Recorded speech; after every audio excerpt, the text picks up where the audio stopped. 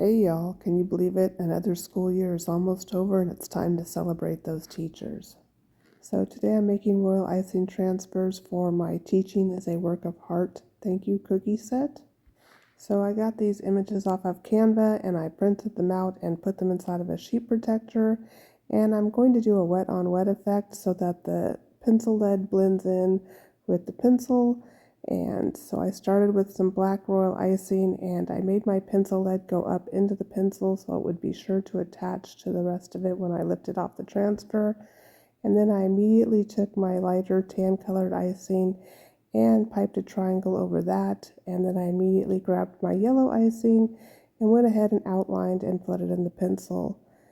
And then I went and added the eraser, and I'm pulling a little bit of that down into the pencil as well. And once that dried, I added my gray icing for the separator between the pencil and the eraser. Once everything was dry, I added a couple of lines for some interesting definition.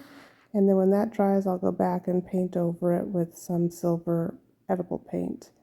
And then I moved on to do the hearts for my heart set, and I'm just going to make some pink ones and some red ones.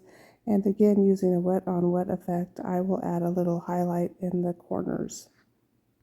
All of my icing is about a 20-second consistency, and this really works well to have a nice puffy royal icing transfer, and so that it is thicker and doesn't break when you pull it off of the transfer sheet. And here you see that I'm taking my edible paint and just painting those pencils.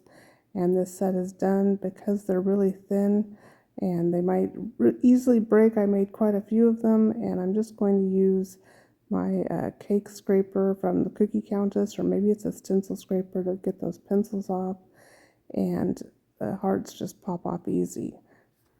And now my transfers are ready to attach to the cookies. Be sure that you subscribe so you can see that video as well. Thanks for watching. See you next time.